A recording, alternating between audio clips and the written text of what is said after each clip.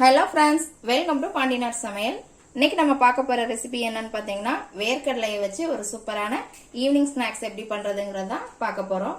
இது எல்லாத்துக்குமே ரொம்ப பிடிக்கும். இப்போ இந்த எப்படி பண்ணலாங்கிறத பார்க்கலாம் வாங்க. வேர்க்கடலை நான் ஃப்ரெஷ்ஷாக வாங்கிட்டு இந்த மாதிரி உரிச்சு வச்சிருக்கிறேங்க. இதை நான் 1 மணி நேரம் ஊற வச்சிருக்கிறேன்.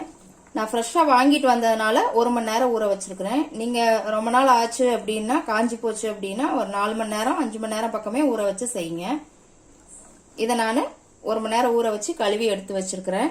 இப்போ இதை நம்ம குக்கரில் போட்டுடலாம். இப்போ இந்த வேர்க்கடலையை நான் குக்கரில் போட்டு வச்சிட்டேன்.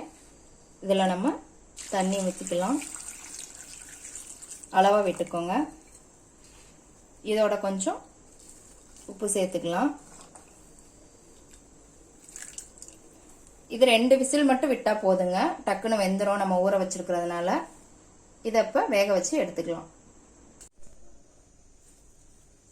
நான் குக்கர்ல இருந்து வேக வச்சு எடுத்து இந்த மாதிரி தண்ணியை ஃபில்டர் பண்ணி எடுத்து வச்சிருக்கிறேங்க. வடிகட்டி எடுத்துக்கோங்க. நல்லா வெந்துருச்சு. ரொம்ப குழையவும் விடாதீங்க. அளவா வெந்தா போதும். இந்த அளவுக்கு ரொம்ப குழைய விட்டீங்கன்னா அது நல்லா இருக்காது. இப்போ இதோட நம்ம என்னென்ன மிக்ஸ் பண்ணலாங்கிறத பார்த்துடலாம்.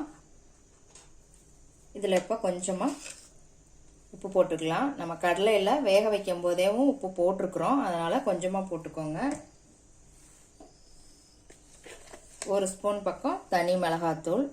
காரத்துக்கு ஏற்ற மாதிரி நீங்கள் இதை கூட்டிக்கலாம், குறைச்சிக்கலாம். ஒரு 1/2 ஸ்பூன் சீரகத்தூள், 1/2 ஸ்பூன் மிளகுத்தூள்,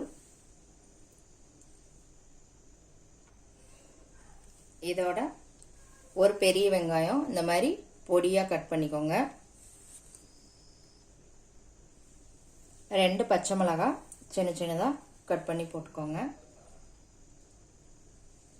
கேரட் துருவி இதுல சேர்த்துக்கோங்க. கருவேப்பிலை இந்த மாதிரி பொடியா நறுக்கி போட்டுக்கோங்க.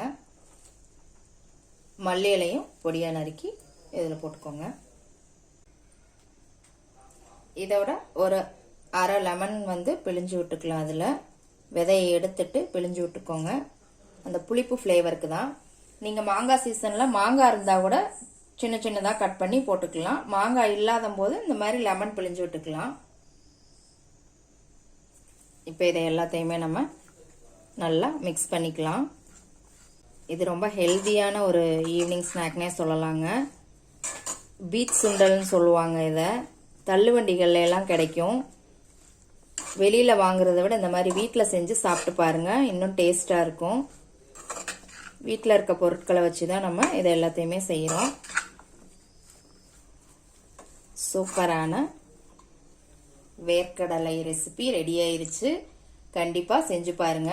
எப்படி இருக்குன்னு செஞ்சு பார்த்துட்டு கமெண்ட்ல போடுங்க. லைக் பண்ணுங்க, ஷேர் பண்ணுங்க, சப்ஸ்கிரைப் பண்ணுங்க. கூடவே பெல் ஐக்கான் பட்டனை அமுக்குங்க. மறுபடியும் வேற ஒரு ரெசிபியோட சந்திக்கலாம் ஃப்ரெண்ட்ஸ். அன்போடு சமைத்து ஆனந்தமாய் உண்டு இன்பமாய் வாழுங்கள். வாழ்க வளமுடன்.